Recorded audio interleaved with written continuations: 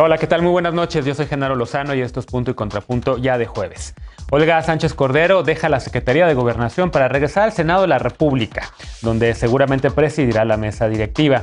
¿Qué significa el regreso de la también exministra de la Corte al Senado? ¿Cambiará o no la agenda legislativa? Y precisamente Sánchez Cordero se integrará a la 65 legislatura que inicia en septiembre y que será de nueva cuenta un Congreso con paridad. Pero la verdad es que la presencia de más mujeres no se ha materializado en los cargos más importantes del Congreso y en los liderazgos de las bancadas partidistas. ¿Cómo podrá hacerse una paridad más efectiva? El gobierno de Joe Biden en Estados Unidos sufrió un revés en su política migratoria y un revés que afecta principalmente a México. La Suprema Corte de Justicia estadounidense restableció el programa Remain in Mexico, el Quédate en México. ¿Qué implica esto y cuál debe ser la postura mexicana? Quédate con nosotros que ya empieza Punto y Contrapunto de jueves.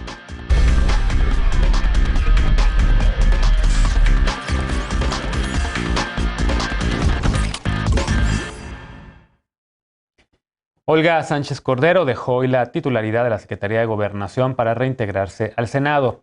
Así lo confirmó Ricardo Monreal, quien expresó su beneplácito y dijo que Sánchez Cordero contribuirá de manera importante al trabajo legislativo que está desarrollando el Gobierno de México.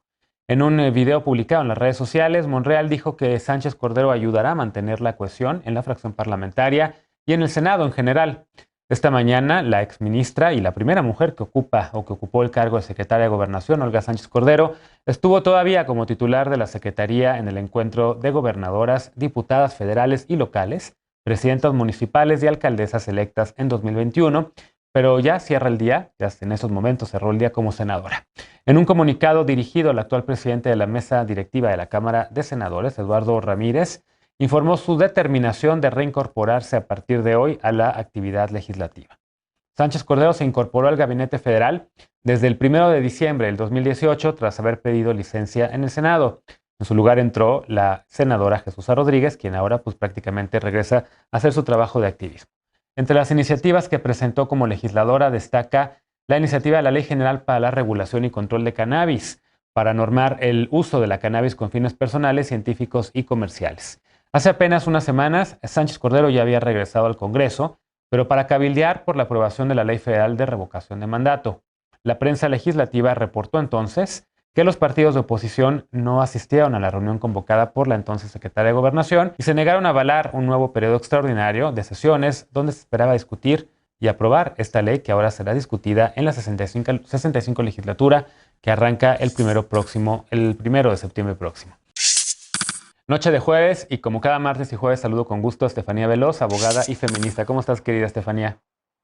Buenas noches, querido Genaro. Buenas noches, compañeras, compañeros y compañeres, aunque le duela a Vargas Llosa. Muy bien. Saludo con gusto también a Alejandro Encinas, politólogo y con el corazón en la 4T. Hola, ¿cómo están, compañeros? Me sumo al compañeros de Estefanía, esperando también no causar molestia a la RAE. Por cierto, el pronombre de Alejandro es él. Saludo con gusto también a Aurora Espina, investigadora y militante del Partido Acción Nacional, cuyo pronombre es ella, si es que no me adelanto. ¿Cómo estás? Muy bien, Genaro, y un gusto estar aquí con ustedes en la mesa. Y saludo a Pablo Morín, analista político y activista, cuyo pronombre es él. ¿Cómo estás? ¿Qué tal? ¿Cómo están? Un saludo a todos, todas y todos los que nos están viendo también. Bienvenido y también gracias a ti por también cobijar a esta persona que fue ridiculizada terriblemente en las redes sociales, simplemente por querer defender su identidad como persona no binaria. Bueno, primer tema para discutir esta noche, tema que evidentemente nos agarró a la mitad del día. Empiezo contigo, Aurora. Olga Sánchez Cordero deja de ser secretaria de Gobernación, regresa al Senado de la República. ¿Qué implica para ti este cambio? ¿Cómo lo lees? Pues es un cambio que sin lugar a dudas llama la atención y que al final de cuentas pues también creo que debemos hacer un balance de ese paso por la Secretaría de Gobernación, que si bien es cierto es que es histórico en esta participación política de las mujeres en nuestro país porque ostentó el cargo de Secretaria de Gobernación por primera vez en la historia, resulta un tanto agridulce tener un panorama en el que pues, podemos hablar de un paso intrascendente y relevante por la Secretaría de Gobernación, donde no hubo una interlocución con pues los diversos actores políticos de la oposición, y tampoco asumió como tal un liderazgo como secretaria. Entonces, al final de cuentas, pues son esas cosas que hay que resaltar. Y yo creo que lo penoso del asunto es que ese paso tan gris que tuvo en su administración, pues termine leyéndose en el tema de que una mujer con la trayectoria y con las luchas y agendas que defendía, pues terminara siendo utilizada como una mujer florero, nada más para poder hablar de un gabinete paritario, y creo que eso es penoso. Lo que se me hace interesante en esta lectura de los cambios, bueno, se da esta salida de Olga Sánchez Cordero que llama la atención, y hay expectativas sobre el rol que esta Olga Sánchez Cordero desempeñe como senadora nuevamente, sobre las causas, las políticas y las iniciativas que podría impulsar desde la curul.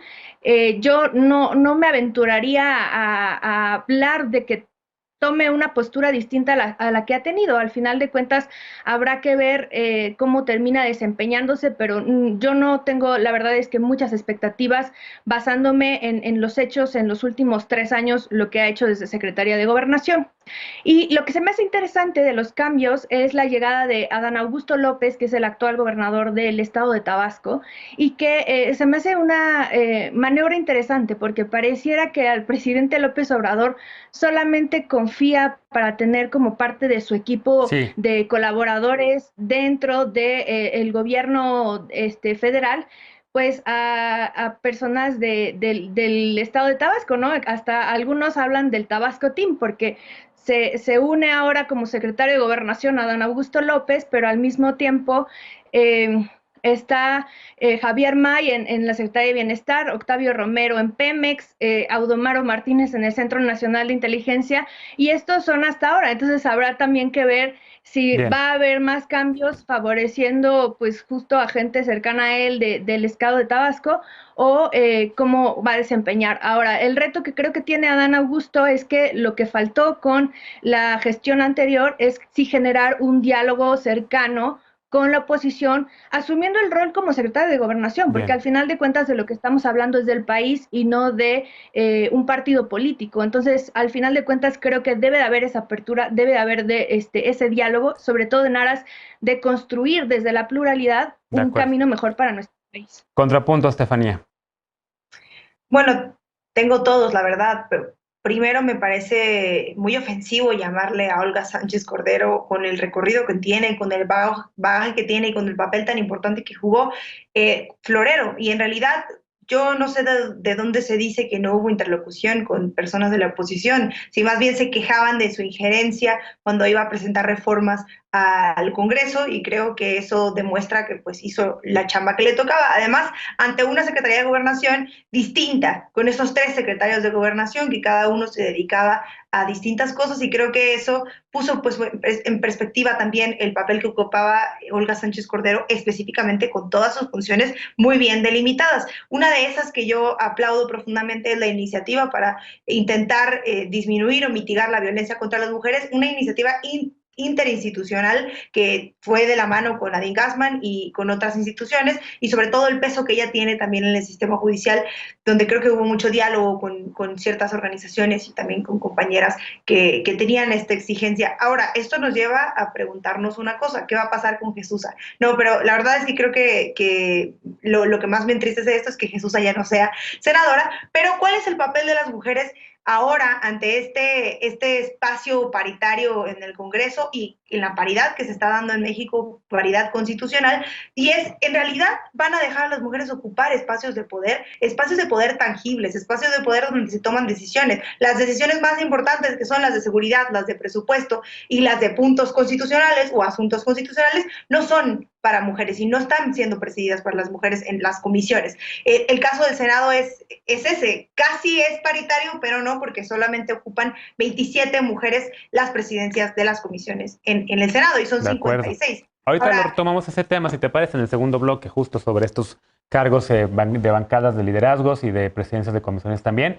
Pero también yo quiero hacer una pequeña pausa. En efecto, yo también, para reconocer el trabajo que Jesúsa hizo para llevar una agenda nueva al Senado, la defensa de los derechos de los animales, que nadie más trae en el Senado de la República, y que nadie más había puesto como puso ella en ese sentido, también con el tema, por cierto, de la defensa de la regulación por la paz y de otros colectivos con los que la senadora Jesús Rodríguez trabajó y que estoy seguro que desde sociedad civil seguirá haciéndolo. ¿Cómo lo ves tú, Pablo, el tema justamente también de la salida de Olga Sánchez Cordero, este enroque? Hay quien dice que también es un rompimiento del presidente con el senador Monreal. Pues mira, yo creo que ya llevaba meses el rumor de que iba a salir. Finalmente, después de varios momentos en donde parecía que iba a salir y siempre no, pues inicia otra vez el chapulineo clásico del que en algún momento se quejaba el presidente, ¿no? Ahorita creo que en su más grande esplendor, 1 a 1 termina de ser gobernador y ya lo hicieron secretario, por cierto, sin haber pedido licencia. Otra pide licencia, se va 3 años y regresa ahora a un puesto como senadora, como muy platillo. Y sé que eso no es todo, o sea, no es tema del presidente, sino de cómo están compuestas las licencias. Quizás esa es otra discusión también importante a tener, porque parecieran más títulos nobiliarios que realmente una representación real de los ciudadanos. Pero en política no hay coincidencias. Andrés Manuel ahorita creo que está moviendo sus fichas de ajedrez después de que la comisión permanente pues rechazara el periodo extraordinario para la revocación de mandato, y obviamente no dudo que Olga Sánchez pueda ser un elemento muy fuerte, muy interesante y además de mucha articulación, porque no dudo nada de su habilidad y de su capacidad para poderlo lograr. Pero sí creo, y en eso coincido yo con Aurora, que el puesto de la secretaria, más allá de que haya sido Olga Sánchez Cordero o no, ha sido minimizado durante toda la gestión, como el resto de los puestos de los secretarios del gobierno, ¿no? O sea, realmente hemos visto que todo gira alrededor del presidente y de los secretarios se sabe y se ve muy poco. Vamos a ver cuál es, pues, cómo se presenta Adán Augusto López, porque si bien parece un personaje muy cercano al presidente, bueno, pues vamos a ver cómo realmente va desenvolviéndose en este puesto, que no es nada menor, es un tema muy importante y ojalá que pues podamos ver extraordinarios logros dentro de lo que esté haciendo en esta encomienda. De acuerdo, y creo que también otro día podríamos retomar justo de entrada una mesa para hablar sobre el tema de derechos animales, que creo que a mí por lo menos me interesa mucho el tema, y otra también justamente para hablar, o por lo menos un bloque para hablar de este relevo, qué significa la llegada del nuevo secretario de Gobernación, ¿no? Alejandro, ¿cómo ves tú estos cambios? Que dicen, por cierto, circulan rumores de que son los primeros de muchos cambios que vendrán, pero bueno, son especulaciones. Pues primero decir que la trayectoria de Olga Sánchez Cordero es destacable, ¿no? Sí. Habría que ver si en la historia ha habido otro personaje que haya transitado por los 3 poderes de la Unión en posiciones tan importantes, primero como ministra protagónica en la Suprema Corte de Justicia de la Nación, posteriormente como secretaria de Gobernación y próximamente a partir del 1 de septiembre como presidenta de la mesa directiva del Senado de la República. Y me parece que deja huella Benito Juárez. Benito Juárez. Sí, Benito pues Juárez fue ministro de Justicia, ministro de Gobernación, gobernador de Oaxaca, presidente y presidente de la Suprema Corte de Justicia también. Oye, sí, yo creo que eres el rival a vencer en el maratón, ¿eh?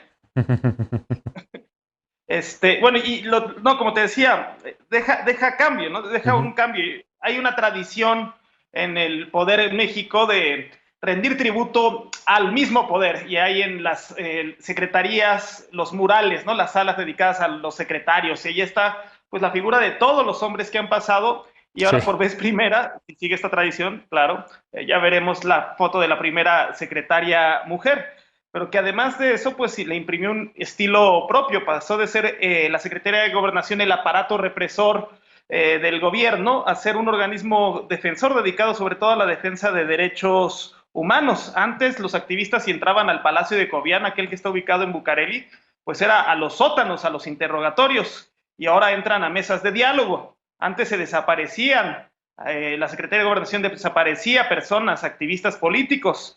Hoy la Secretaría de Gobernación acompaña a las familias a encontrar a sus desaparecidos y tiene esta función importantísima para el Estado mexicano. Ahora, me parece también importante que sigue para Sánchez Cordero en el Senado, pues es la agenda progresista. Creo que tiene temas que han estado relegados, como incluso el que ya le han llamado la atención desde la Suprema Corte por no legislar en torno a la marihuana, por ya haberse saltado los plazos. Recordemos, como lo hace la cápsula, que Sánchez Cordero, antes de irse a Gobernación, los primeros meses de la legislatura, septiembre a diciembre de 2018, fue la principal impulsora de esta iniciativa, y su presencia ahí puede ayudar, así como también puede ayudar en otros temas, en otras iniciativas atoradas en materia de derechos humanos y todo en materia de derechos de las mujeres. Y coincido con el daño colateral, que la verdad es que la senadora suplente Jesús Rodríguez había hecho un excelente desempeño y se le echará de menos también en el Senado. Sí, y mira, de verdad, pocas mujeres de Estado han habido en la historia de México con esas trayectorias como ella y como alguien que fue mi jefa, que es Rosario Green, que en su momento también fue la primera mujer que llegó a ocupar la Secretaría de Relaciones Exteriores, la primera mujer que de repente pasas por el pasillo de los cancilleres y de repente hay una mujer en 1999, ya después también Patricia Espinosa, por supuesto, después también Claudia Ruiz Massieu, pero Rosario abrió brecha, así como Olga Sánchez Cordero también está abriendo brecha en el sentido de la Secretaría de Gobernación para las mujeres. Adelante, Estefanía, que levantaste la mano.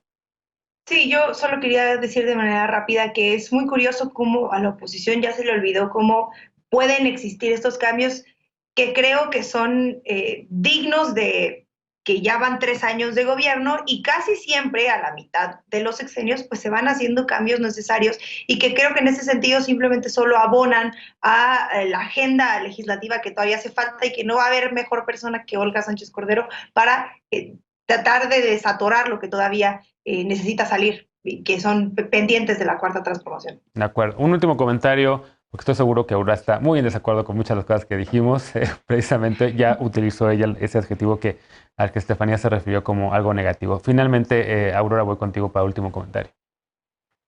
Sí, bueno, aclarar ahí que dije que se dejó utilizar como florero, que creo que eso es una pérdida en lo que representa la trayectoria. Y al final de cuentas, lo que yo diría es que habrá que poner la lupa en la atención y ver que el trabajo que ella desempeña en el Senado, pues realmente se traduzca en eso. O sea, no estoy yo diciendo que no tenga las capacidades, sino que al final de cuentas me parece penoso el resultado, sobre todo sabiendo de dónde venía, cuáles habían sido sus luchas históricas, independientemente de que tenga coincidencia ideológica con ella en muchos temas o no. Pero creo que sí son esas cosas que hay que poner sobre la mesa y me parece un poco también fuera de contexto decir que se avanzaron en muchas cosas cuando la verdad es que fue una gestión bastante gris, lamentablemente. Bueno, hacemos una pausa y regresamos para el segundo tema de la noche que está relacionado con la llegada de Olga Sánchez Cordero al Senado. Y es que la próxima legislatura, la 65 legislatura, será la más paritaria hasta ahora. 248 mujeres serán legisladoras de esa legislatura, pero la paridad no ha llegado a los liderazgos de bancada. Aunque Morena promete que en comisiones habrá paridad, ¿cumplirá realmente Morena con esto? ¿Y qué pasa con los otros partidos? Regresamos a Punto y Contrapunto. No te vayas.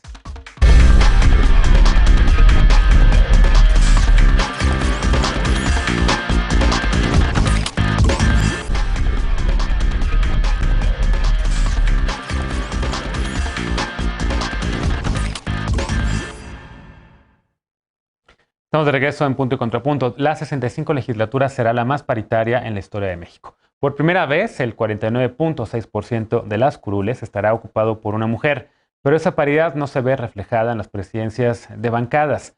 Todos los partidos políticos designaron a un hombre para liderarlas. Las diputadas de Morena demandaron a su coordinador, Ignacio Mier, que la cosa sea más pareja en cuanto a los órganos de gobierno y a las comisiones de trabajo. Veamos el contexto. El 49.6% de las diputaciones de la 65 legislatura serán para mujeres. Es la legislatura que más se ha acercado a la total paridad. Tendrá 252 diputados y 248 diputadas, 7 más que la actual, pero la paridad no llegó a las dirigencias. Todas las bancadas estarán encabezadas por hombres. Ignacio Mier volverá a coordinar a las y los morenistas. Jorge Romero a la bancada del PAN, Rubén Moreira la del PRI, Jorge Álvarez la de Movimiento Ciudadano, Carlos Puente la del Verde, Alberto Anaya la del Partido del Trabajo y Ángel Espinosa Cházaro la del PRD. Esta semana, Mier dijo que su partido privilegiará la participación de las mujeres en presidencias y secretarías de comisiones. Mier se reunió con las 103 diputadas federales de su partido que pidieron paridad en la distribución de las presidencias de comisiones y órganos de gobierno de la Cámara Baja. Las legisladoras propusieron que su fracción parlamentaria tenga una vicecoordinadora y que presidan la mitad de las comisiones que encabece el partido. Esto luego de reunirse el 19 de agosto, cuando las las morenistas acordaron pedir más espacios en la toma de decisiones al dirigir órganos de gobierno y comisiones de trabajo. En la 64 legislatura, Morena presidió 23 de las 44 comisiones ordinarias que se instalaron.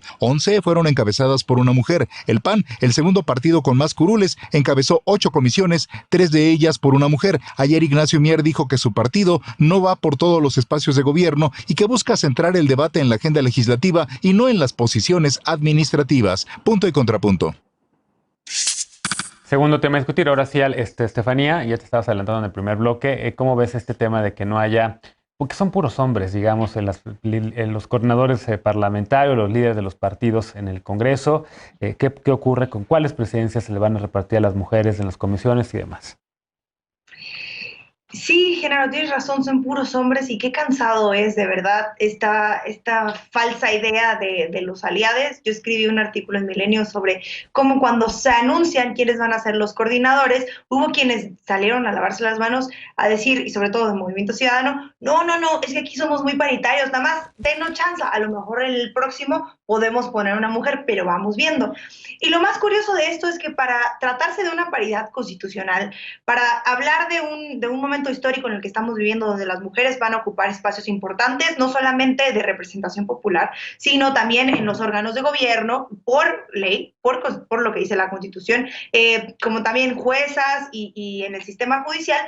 Cuando se trata de, como decía hace un rato, de que puedan tomar decisiones de verdad, de que puedan incidir de verdad en donde se toman decisiones de peso político, no las quieren nombrar como si no tuvieran la capacidad de hacer política de verdad. Y esto tiene que ver con la falta de voluntad política por parte de las personas que toman decisiones, que en este caso son hombres, porque son los que designan estos espacios, y la falta también de defensa entre los compañeros que se han dicho aliados durante mucho tiempo, pero que no han hecho nada para levantar la voz y decir, a ver, falta que podemos decir o hacer lo que hemos dicho que somos, que muy paritarios, y pues pongamos a una mujer, arriesguemos nuestro capital político, dejemos que sea una compañera. Y lo otro es que muy pocas mujeres hicieron ruido al respecto. La única que lo hizo fue Marta Tagle, y por el lado de la bancada de Morena se metió una solicitud para o intentar discutir, modificar la ley orgánica para que las vicecoordinaciones de las juntas políticas fueran paritarias. Y fuera de eso, no hubo más, porque claro, cuando te quejas desde ese lugar, tú sientes que como mujer ya no te van a dejar sentarte en la mesa a discutir porque siempre te estás quejando de todo. Y la verdad es un poco lastimoso que las compañeras de otras bancadas no hayan hecho pues el intento de criticar a sus mismos partidos, como se hizo por parte del Movimiento Ciudadano y como se hizo por parte de Morena, porque así se cambian muy poco las cosas. Ahora, yo decía hace un rato que en el Senado 27 de las comisiones son presididas por mujeres, pero son 56. Eso no es ni la mitad, y vamos a ver cuáles son. Siempre son las de cuidado, las que tienen que ver con el DIF, las que tienen que ver con derechos humanos, con deporte, con juventud. Esas comisiones que son, no digo que lo sean, pero que de manera política son ciertamente irrelevantes para muchos. Las decisiones que se toman ahí no son tan importantes o de peso político. Y la verdad es que es complicado también pensar en que no exista tampoco la posibilidad de que quienes presidan la Cámara vayan o puedan ser mujeres por la designación que se va a hacer entre los compañeros y las compañeras. A mí lo que me queda claro es que voluntad política no hay, y al final nos tiene que dejar con una duda. ¿Por qué siempre que se trata de paridad es de buena fe? ¿Por qué siempre que se trata de paridad tiene que ver con si se quiere o se tiene voluntad que sea obligatorio, que exista la paridad por ley y que se les obligue a nombrar coordinadoras por lo menos de manera aleatoria? Y que la paridad tiene que hacer eso. Y si esta legislatura no aprovecha la mitad de mujeres que tiene para decir, a ver, qué bueno que nos hacen el favor de dejar participar, pero ahora nos vamos a tomar decisiones, y hacen esto obligatorio, pues las cosas van a seguir igual y va a ser muy desafortunado, porque ahora hay más mujeres avalando este tipo de momentos lamentables, ¿no? Claro. Aurora, ¿qué ocurre en el PAN? Porque también en el PAN hay un coordinador parlamentario hombre y tampoco hay estos liderazgos ahí. Claro. Pues, o sea, coincido en muchas de las cosas que ha planteado Estefanía. De hecho, yo ya he publicado un libro sobre esta parte. O sea, creo que el reto es romper esos techos de cristal que prevalecen a la hora de llegar a los espacios de toma de decisiones, y en donde, sobre todo, cuando se habla de las comisiones legislativas, pues se hace esta distribución basada en roles de género, en donde pues hay ciertas comisiones que son más difíciles que y ya no hablemos de presidirlas. Esto ha cambiado ciertamente en los últimos 10 años y hemos tenido mayor participación. Por ejemplo, puedo mencionar en el caso de Acción Nacional, tenemos a María del Pilar, que es la presidenta de la Comisión de Justicia, entre otras. Yo creo que el gran reto que tenemos es el cómo se generan las dinámicas al interior de los grupos parlamentarios. Y la otra reflexión que tengo al respecto es que las definiciones y los nombramientos de los coordinadores de los grupos parlamentarios las hacen las dirigencias de los partidos políticos. Entonces, la reflexión está en qué dinámicas al interior de los partidos políticos tenemos que generar para que cambien estas cosas, porque muchas veces el argumento que utilizan es que no existen mujeres para ocupar los cargos o para participar políticamente, pero si hacemos una revisión de cómo están integrados los padrones al interior de los partidos políticos, al menos en los principales partidos políticos a nivel nacional, más del 50% del padrón está conformado por mujeres. Entonces sí hay mujeres en las filas de los partidos políticos, y lo que se tendría que ver es qué se está haciendo para impulsar los liderazgos, cómo se está utilizando el financiamiento para fomentar los liderazgos al interior de los partidos políticos. Y en cuanto al tema de qué es lo que ha hecho Acción Nacional, al menos en esta legislatura que está concluyendo, de las 7 comisiones que presidió, 4 fueron presididas por hombres, 3 por mujeres. De las 10 subcoordinaciones que tuvo el grupo, se distribuyeron de manera paritaria, 5 hombres, 5 mujeres. Todas las mujeres que integraron la legislatura tuvieron una secretaría de alguna comisión, al igual que sus contrapartes hombres. Bien. Y en la presidencia de la mesa directiva, pues encabezó a una mujer que fue Laura Rojas, y quienes fungieron en la secretaría de la mesa directiva como secretarias a lo largo de 3 años, que fueron tres mujeres, una cada año, ¿no? Entonces sí ha habido como esa intención. Yo no sé qué tan viable sea el obligar a que se definan de manera paritaria las coordinaciones, pero sí creo que hay que cambiar la dinámica interna, y creo que otro tema que podríamos discutir en la mesa es qué se hace con el presupuesto. Hay una ley orgánica, ¿no? El Congreso donde se podría poner, ¿no? Femeninos al interior de los partidos. Claro. ¿No lo ves viable si hay una reforma de la ley orgánica en donde se defina tienen que ser paritarias la integración de comisiones, la integración de la mesa directiva, la junta de gobierno, etcétera? Eso sí, completamente. Pero las bancadas de los partidos. Creo que quizás no las coordinaciones, pero sí definir que si se define a un coordinador hombre, pues que la coordinación pueda ser una mujer, o si es una coordinadora mujer, el coordinador sea hombre, ¿no? Algo así puede transitar, ¿no? ¿Cómo lo ves en Morena, Alejandro? En la legislatura pasada, Mario Delgado era el coordinador parlamentario de Morena en la Cámara de Diputados y Tatiana Cloutier fue su vicecoordinadora. Sí, y a diferencia del PAN, en el cual el presidente del PAN designa a los coordinadores, en el caso de Morena y de otros partidos, sí votan los legisladores por su coordinador de bancada. Y entonces aquí hay que ver que ya son 248 votos de las mujeres, y esos votos tienen que hacerse valer, y hay una corresponsabilidad y pueden ejercer una influencia, un poder pues prácticamente paritario que tendría que verse reflejado en la conformación paritaria también de los órganos de gobierno, comisiones y bancadas. Entonces ahí es que tiene que prevalecer, si la disciplina al jefe de partido, al líder de la bancada, o una perspectiva de coaliciones de género que haga valer esto, porque ya existe ese poder y ahora pues se tiene que hacer valer. De lo que se trataría entonces es de pasar de la representación descriptiva, término, ¿no?, de Hannah Pitkin, de que es la política de la presencia, y ya tenemos presencia de mujeres, a la representación sustantiva, que implica que tomen puestos de decisión, que tengan una agenda feminista con una perspectiva, que se legisle con perspectiva de género. Y me parece que hay varios congresos, hay varias experiencias en las cuales se han logrado generar coaliciones o multipartidistas de mujeres para impulsar este tipo de temas, y sería lo deseable que se viera reflejado en la siguiente legislatura. Pero también hay que reconocer que sin duda este es uno de los indicadores más exitosos incluso de México entre los países de la OCDE en los que más se ha avanzado. Estamos muy bien como país en el tema de paridad de género en las cámaras federales. Eso, pues también cuando hay buenas noticias hay que reconocerlo, pero desde luego que también hay que ir más allá. Bien, y finalmente, ¿cómo lo ves, Pablo? Pues mira, creo que todos y todas tenemos que reconocer que los partidos están buscando históricamente generar simulaciones para atraer electoralmente la mayor cantidad de electores, ¿no? Y se acercan a los temas que más les convienen. Si el tema de género es uno que les conviene, pues se acercarán o no. Pero siempre ha sido parte de una simulación que finalmente lo único que busca es impactar en la percepción de los votantes. El tema de la paridad de género, creo yo, que ha sido una lucha que si bien poco a poco, y bien lo explicaba ahorita Estefanía, ha ganado algunos espacios, aún es muy insuficiente, ¿no?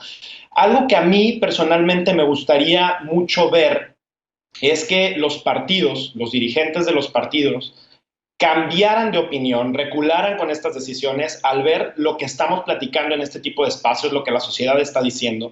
Pero desafortunadamente pareciera de pronto que no solamente no escuchan a los ciudadanos que hablamos sobre estos temas, sino pareciera que también no les importa mucho, ¿no? Y ahí es donde yo creo que viene un desligue muy fuerte en donde pues realmente los ciudadanos tenemos una de dos, o que exigir de una manera mucho más fuerte o empezar a cambiar las reglas. Es horrible y coincido con Estefanía que tengamos que esperar a que sea su buena voluntad, que al final termina ser sin voluntad para que este tipo de cosas se den, ¿no?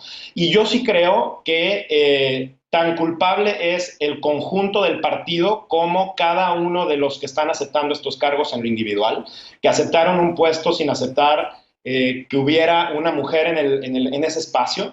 Yo creo que todos, desde los puestos en los que estamos, y no solamente voy a hablar del tema de lo que sucede en las cámaras, cada uno desde la posición en la que estamos en los trabajos, incluso podemos impulsar a que haya muchas más modelos equitativos y justos en donde tengamos mayor paridad, y creo que lo tenemos que hacer. Las personas que nos están viendo en casa, es algo que tenemos que estar incentivando todo el tiempo, porque es la única manera en la que teniendo lideresas y líderes podemos realmente incentivar a los jóvenes y a las demás generaciones a que puedan tener buenos ejemplos para eventualmente no tengamos que tener estas reglas forzosas y que sea de manera orgánica porque tengamos esos ejemplos fuertes, ¿no? De acuerdo. Bueno, déjenme hacer una pausa. Esta es la primera aproximación que hacemos a la integración de la próxima legislatura. Habrá que ver cuáles son los temas pendientes con los que llegan, cuáles van a ser las prioridades y demás, entre ellos, por supuesto, el tema de la revocación de mandato, que para el presidente López Obrador es prioritaria, para su bancada de Morena también en ambas cámaras, pero no así para la oposición.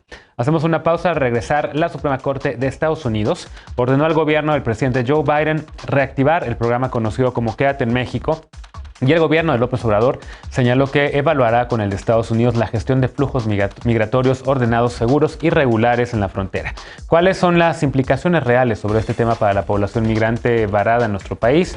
¿Debería o no tomar otro tipo de medidas el gobierno mexicano? Regresamos con este tema punto y contrapunto, no te vayas.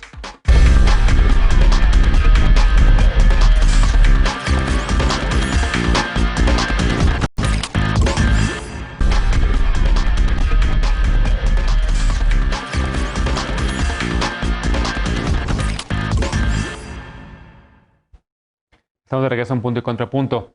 La Corte Suprema de Estados Unidos ordenó restablecer Quédate en México, un programa instrumentado durante el gobierno de Donald Trump que convirtió a México para fines prácticos en un tercer país de acogida, causando que miles de migrantes estén prácticamente varados en las fronteras norte y sur.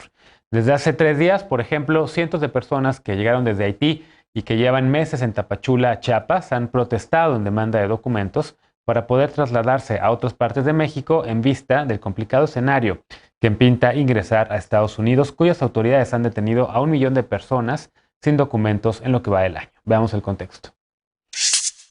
La Corte Suprema de Estados Unidos ordenó al gobierno de Joe Biden restablecer el programa de protocolos de protección al migrante conocido como Quédate en México. Esto tras la apelación que presentó el gobierno de Biden ante el máximo tribunal en contra de la resolución emitida por un juez de distrito que ordenó restaurar este programa por considerar que suspenderlo fue ilegal y dañino. El 1 de junio, el gobierno de Biden anunció el final del protocolo mediante un memorándum firmado por el secretario de Seguridad Nacional, Alejandro Mayorkas. Los fiscales de Texas y Missouri presentaron una demanda solicitando solicitando que el programa se reinstalara para frenar la crisis humanitaria y de seguridad que se vive en la frontera con México. En la resolución de este martes, la Corte Suprema aseguró que el gobierno de Biden no logró demostrar que el memorándum con el que rescindió los protocolos de protección al migrante no fue arbitrario y caprichoso. El Departamento de Seguridad Nacional, por su parte, lamentó la decisión de la Corte Suprema y aseguró que continuará impugnándola. El mismo martes, 75 organizaciones ciudadanas solicitaron al gobierno de México rechazar cualquier restablecimiento de una de las políticas fronterizas más crueles de Trump. La Cancillería mexicana informó que el miércoles el Departamento de Estado de Estados Unidos presentó oficialmente la resolución de la Corte Suprema. México reiteró que no tenía una posición respecto al fallo y que este no tiene una implicación directa en la gestión migratoria de nuestro país. Sin embargo, señaló que para responder de manera humanitaria a las necesidades de las personas migrantes, evaluará con el gobierno de Biden los escenarios en la gestión de flujos migratorios ordenados, seguros y regulares en la frontera. Punto y contrapunto. Tercer y último tema a discutir esta noche. ¿Cómo lo ves, Pablo? ¿Y cómo ve la respuesta del gobierno mexicano? ¿Es suficiente? ¿Qué podemos hacer? Hay quien dice, recibimos a personas afganas, sobre todo a mujeres, pero tenemos varadas a miles, a cientos de personas en ambas fronteras de nuestro país. ¿Cómo lo ves? Pues mira, yo creo que hay que poner un poquito en dimensión a los que nos están viendo en casa. O sea, un mes después de que Biden tomó protesta, más de 70,000 migrantes no mexicanos estaban buscando ir a Estados Unidos. Y cuando nos ponemos a ver esta cantidad de números, pues realmente nos damos cuenta lo insuficiente que sería para el Estado mexicano proveer de suficientes condiciones para estar en nuestro país. La organización internacional Human Rights First documentó públicamente 1,544 casos de homicidios, secuestros y violaciones en nuestro país contra migrantes en la frontera de México. El tema es que el problema no se resuelve que los migrantes esperen en la frontera con México. Pueden pasar años antes de que los migrantes puedan ser aceptados en Estados Unidos. Yo creo que lejos de echarle la bolita al gobierno de Estados Unidos, creo que México debería de asumir y aceptar que no tenemos las condiciones para darle asilo temporal a estos seres humanos de manera digna, ¿no? Y creo que esta parte es muy importante. Nos hemos salido con la frase del respeto a la soberanía y a la no intervención, pero estamos gestando un problema terriblemente fuerte para los migrantes y también para los ciudadanos que viven en la frontera y que tienen que estar pues, viendo todo cómo cambia la dinámica de la ciudad, ¿no? El gobierno mexicano creo que ha sido muy tibio, creo que ha sido muy dócil ante el gobierno de Estados Unidos, muy permisivo. Y quienes realmente están pagando las consecuencias de esto son los migrantes asesinados, violados y secuestrados. Creo que hay una gran disonancia en el discurso, donde nos dicen que México está atendiendo el problema de fondo para que haya desarrollo, empleos, bienestar. A ver, perdón, ¿cuáles temas? O sea, los homicidios siguen subiendo, los empleos están mal pagados y mal remunerados y muy escasos. Somos de los pocos países que no tenemos medidas económicas mínimas ante el tema del COVID. La situación no es suficiente ni siquiera para nuestros propios connacionales que están buscándose ir a Estados Unidos desesperadamente porque no encuentran aquí las condiciones suficientes, menos para otros grupos de migrantes centroamericanos, etcétera, que están viniendo a nuestro país. Y pues se tienen que quedar aquí esperando durante meses a ver si les dan alguna respuesta y pues no de una manera favorable por lo pronto en lo que va de la administración de Joe Biden, ¿no? Creo que la violencia de México, la violencia de Centroamérica está sacando a muchísimas personas de sus lugares. Nadie migra por gusto, todos lo hacen por una necesidad real, pero es muy delicado lo que estamos viendo en la frontera, es muy delicado lo que estamos viendo con los migrantes y ojalá que es un tema que se atienda pronto porque esto le está costando vidas y pues esas vidas no deberían de estar sufriendo eso, ¿no? De acuerdo. ¿Cómo lo ves, Alejandro? Bueno, de acuerdo en buena parte, pero hay que decir que México no le está echando la bolita a Estados Unidos, sino Estados Unidos está aventándole la bolita a México, al contrario, y la verdad es que sí es frustrante que se avisoraba con esto un paso adelante y que una resolución judicial pues implique 2 pasos atrás en materia de inmigración con los pocos avances que se habían dado y sobre todo con el fin del quédate en México. Y la verdad también hay que decir que si algún poder de la Unión tendría que garantizar o defender los derechos humanos, es el Poder Judicial, esa es su naturaleza. Los derechos humanos, pues como dentro del bloque de constitucionalidad, tienen que salvaguardarlos aquí en México y en estados Unidos, y lo que vemos es una medida francamente violatoria a varios derechos humanos, pero sobre todo al derecho de solicitar asilo, y que además también una decisión judicial afecta las relaciones de buena vecindad entre dos países soberanos, y que además es una resolución que yo diría tiene carácter ilegal porque tiene consecuencias extraterritoriales en una jurisdicción al cual este juez de distrito pues no tiene ninguna jurisdicción, ninguna validez.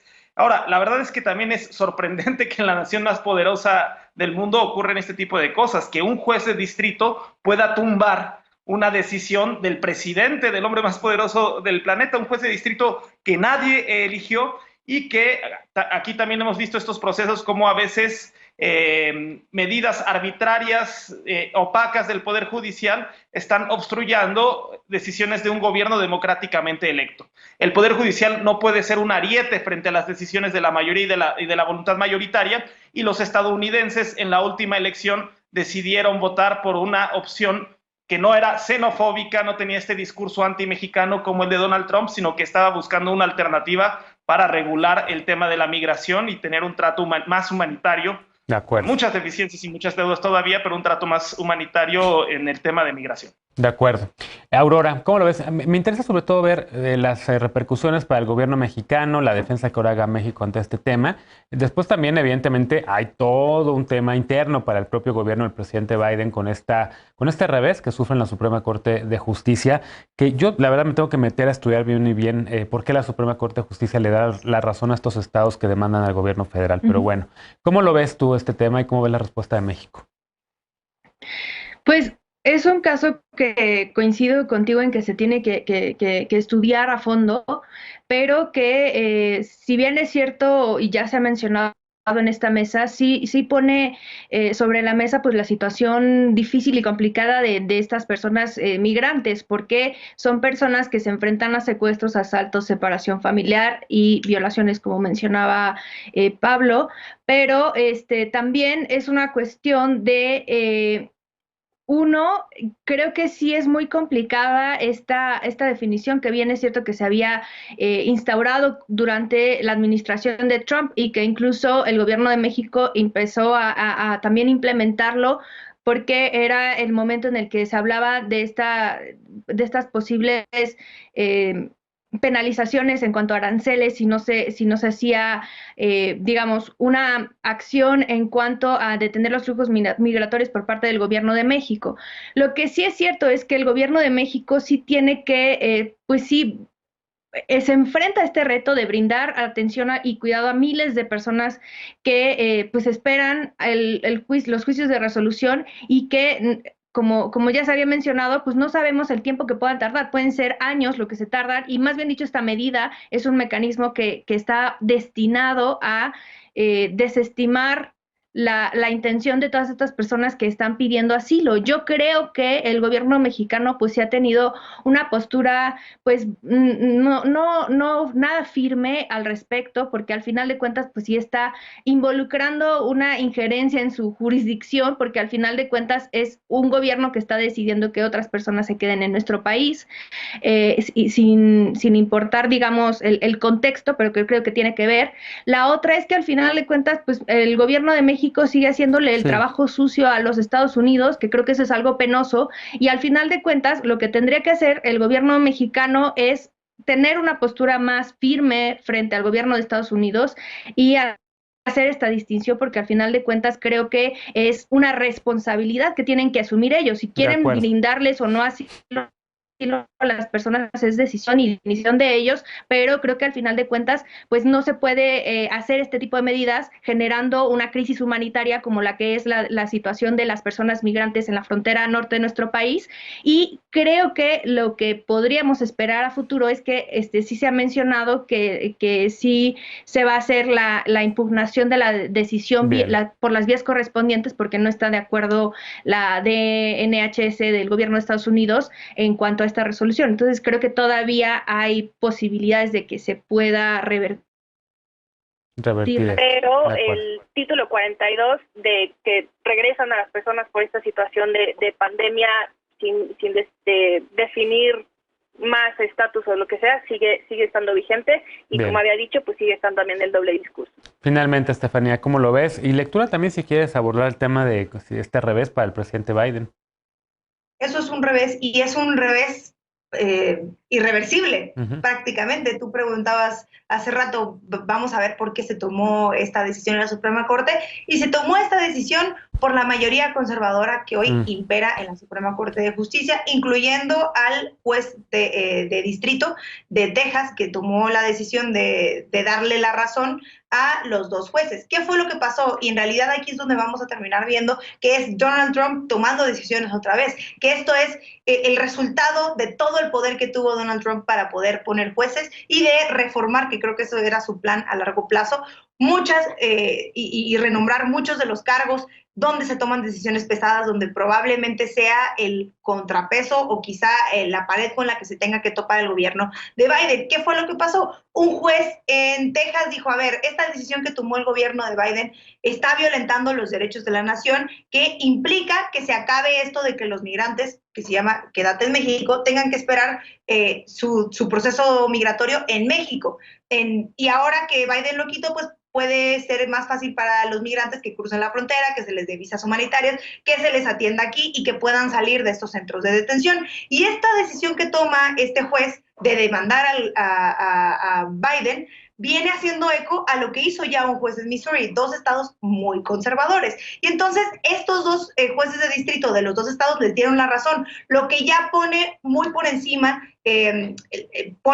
o carga la mano hacia la decisión que implica que se tiene que regresar al Quédate en México. Y después la Suprema Corte, con la mayoría conservadora, con estos jueces que puso Donald Trump, dice, claro, porque eso está violentando la seguridad de Estados Unidos, y entonces gobierno de Biden tienes una semana para volver a imponer el Quédate en México. Y esto deja maniatado a Joe Biden, porque ahora se decía, no es que el gobierno de México tiene que ser muy duro y tiene que hacer algo al respecto. Bueno, ahora ni el gobierno de Biden va a poder hacer algo al respecto. Así está la situación, y yo creo que si se apela o no, veo muy difícil que se pueda salir de ahí, y sobre todo por la supuesta soberanía que podrán tener los estados. Ahora, ¿cuál es mi lectura? La verdad es que yo tengo dos cosas que decir, y una es, qué feo que el gobierno de Joe Biden tenga que ver su política exterior y su política migratoria impuesta por un juez de distrito que nadie eligió, que nadie votó, que no es experto en absolutamente nada, por tener estos candados en el sistema judicial. Bien. Y la segunda es, ¿qué sigue? Bueno, pues que sigamos en esta política donde solamente 20%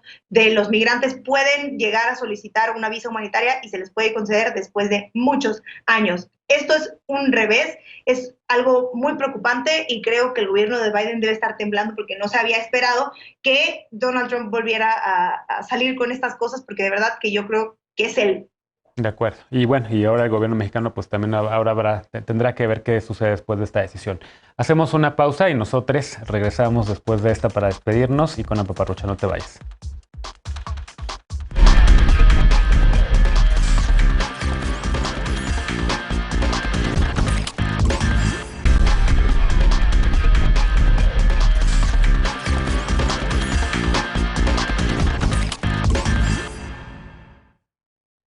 Ya volvimos para irnos con la paparrucha de esta noche. Como sabes, el huracán Grace dejó a su paso graves afectaciones en varias entidades del país, en especial en Veracruz. En las redes sociales se han compartido imágenes de los estragos causados por el fenómeno natural, pero ten cuidado con las noticias falsas, con la desinformación, con las paparruchas.